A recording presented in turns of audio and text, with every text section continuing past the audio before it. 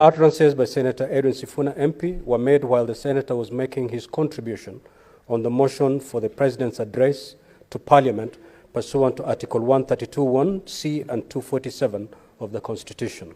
The particulars of the statements that Senator Sifuna was required to substantiate are as follows. A. Senator Mohamed Chute MP sought the intervention of the Speaker to require Senator Edwin Sifuna MP to substantiate the statement that, Mr. Speaker, sir, we were told about the question of subsidizing the price of fertilizers. Now it is public record that in fact some of these subsidized fertilizers came to this country as a donation from the government of Russia. B. Senator Dr. Boni Khalwale MP sought the intervention of the Speaker to require Senator Edwin Sifuna MP to substantiate the statement that, Mr. Speaker, sir, the President also announced that in June of this year, his administration would employ 103 community health promoters, CHPs. We saw him flagging off distribution of 100,000 kits to be used by those people. The fact of the matter is that is not true. In fact, counties are supposed to identify the people to be recruited as CHPs, and that progress is ongoing. You cannot claim something has happened, yet it has not happened, just to massage the numbers and appear like your government is working. C. Senator Veronica Maina MP saw the intervention of the Speaker to require Senator Edwin Sifuna MP to substantiate the statement that we were told that the President has set up Wi-Fi hotspots across the country, including here in Nairobi County, and markets such as Muthurwa and City Market. You will see that, in fact, those things do not work. And C. Secondly, the Central Bank of Kenya data allows, the Central Bank of Kenya CBK data shows that the default rate of the loans borrowed under the Hustler Fund is higher than the ones of the commercial banks. Now, Honorable Senator, Standing Order 1051 states as follows: a senator shall be responsible for the accuracy of any facts that the senator alleges to be true and may be required to substantiate any facts instantly. Further, Standing Order 1052 states as follows: if a senator has sufficient reason to convince the Speaker that the senator is unable to substantiate the allegation instantly, the Speaker shall require the senator to substantiate the allegations not later than the next sitting day, failure to which the senator shall be deemed to be disorderly within the meaning of Standing Order 121, unless the senator withdraws the allegations and gives a suitable apology. Senator Edwin Sifuna was not able to substantiate his statements as required pursuant to Standing Order 1051, and subsequently requested to be allowed by the Speaker to provide the evidence the next sitting day in accordance with the Standing Order 1052. Having acceded to the request, the Speaker directed that the senator substantiate his allegations at the next sitting day. On Wednesday, 15th November 2023, I consequently invited Senator Edwin Sifuna MP to table the evidence in support of his statements made on Tuesday, 14th November 2023, pursuant to Standing Order 1052. Thereupon, having no evidence to substantiate the point of order by Senator Veronica Maina with respect to the Wi-Fi hotspots across the country, Senator Edwin Sifuna withdrew the statement and offered an apology to the Senate. The Senator thereafter proceeded to table documents containing the evidence on the following: A, the point of order raised by Senator Mohamed Chute MP concerning the subsidized fertilizer, and B, the point of order raised by Senator Veronica Maina MP concerning the default rate for the loans borrowed under the Hustler Fund. Honorable Senators, following the tabling of evidence by Senator Edwin Sifuna, I undertook to review the documents and give a ruling on the matter, as it was not practical to make a determination then. As you're aware, any document or evidence tabled by a senator in this House as evidence for substantiation of any allegations made under Standing Order 105 must pass a certain threshold. The obligation on the Speaker in this matter was to review the documents tabled by Senator Edwin Sifuna MP, make a determination on the admissibility, further establish whether the documents, if admissible, provide evidence of the claims made, and to finally make a determination whether accordingly the threshold under Standing Order 105 has been met. Consequently, in undertaking the foregoing assessment, the parameters that have guided the Speaker in the present matter are as follows. A, is the evidence tabled from a source which by parliamentary practice is official and admissible? And two, if the answer to A is in the affirmative, does the evidence relate and verify the claim that was made and for which substantiation was required?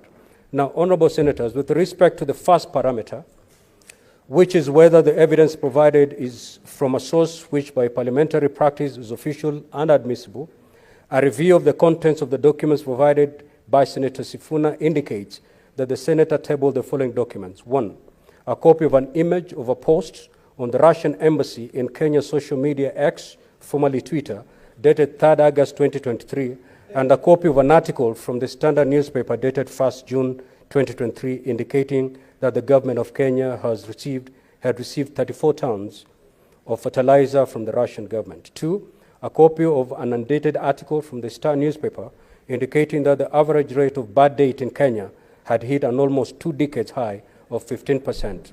And three, a copy of an article from the Business Daily newspaper dated 22nd August 2023, indicating that the Hustler Fund defaults had reached 3 billion in 9 months. And lastly, the annual report and financial statement of Central Bank of Kenya for the financial year 2022-2023.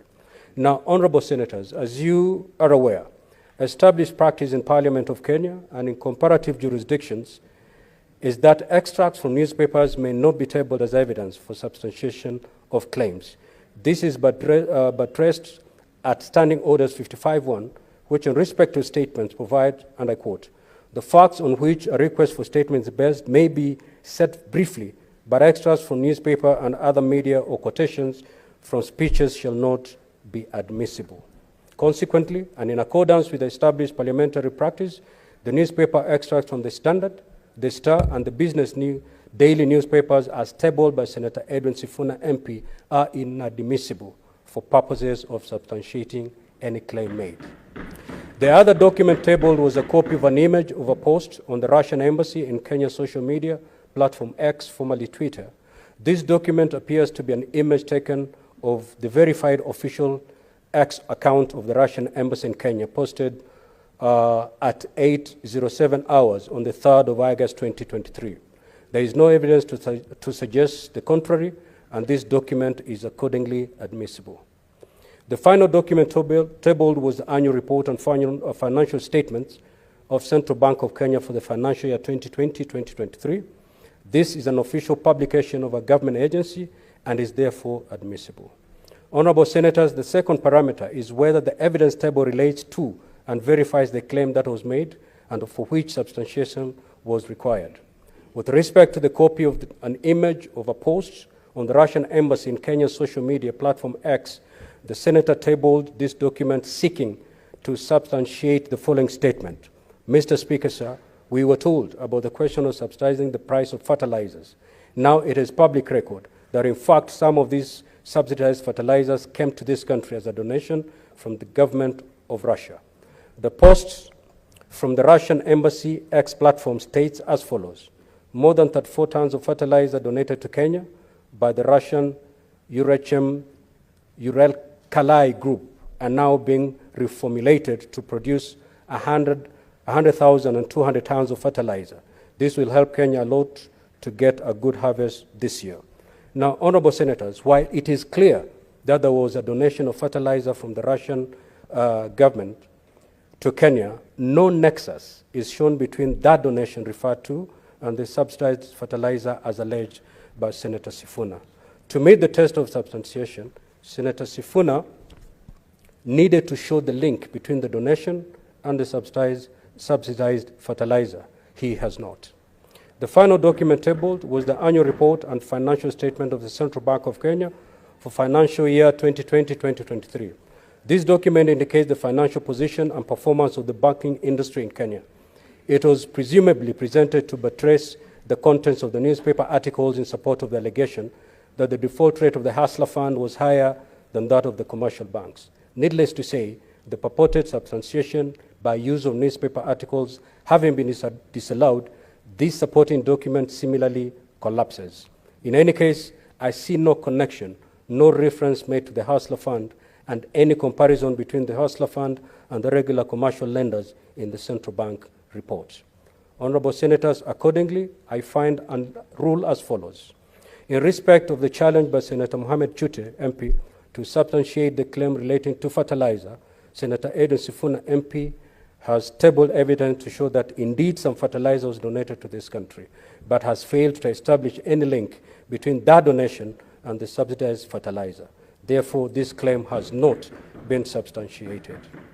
In respect to the challenge by Dr. Boni Halwale, MP, to substantiate the claim that it is not true that the government had employed one of three community health promoters, CHPS, Senator Sifuna did not table any evidence or provide any explanation to substantiate this claim as was required. The claim was accordingly not substantiated. In respect to the challenge by Senator Veronica Maina, MP, to substantiate the statement that default rates of the loans borrowed under the Hustler Fund are higher than the ones of the commercial banks, again, Senator Sifuna did not table evidence to support this claim. The claim was accordingly not substantiated. Now, honorable senators, following the tabling of the documents by Senator Edwin Sifuna, MP, and in accordance with my findings in relation to the admissibility or otherwise of these documents, and the failure to meet the threshold of substantiation in respect to the claims made, I now require Senator Edwin Sifuna, pursuant to Standing Order 1052, to withdraw and apologize in respect of the claims that, 1, some of the subsidized fertilizer came into the country as a donation from the government of Russia. B, it was not true that the government had employed 103 community health promoters, CPH. And finally, the default rates of the loans borrowed under the Hustler Fund are higher than the ones of the commercial banks. I proceed to caution, as provided in Standing Order 1052, that failure to withdraw and apologize will result in Senator Edwin Sifuna being deemed to be disorderly within the meaning of Standing Order 121. Senator Sifuna.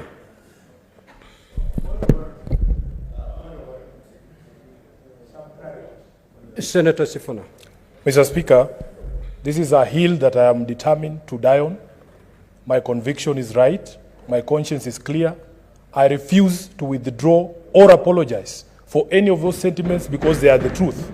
And Mr. Speaker, allow me to see myself out in lines of Standing Order 121 2B. You don't need to bother yourself. I'll just walk out. Kindly proceed. Thank you, sir.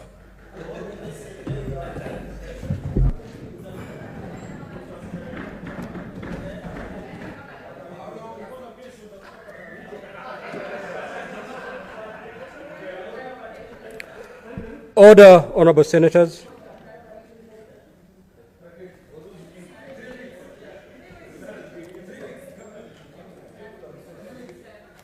Now I proceed to propose the question.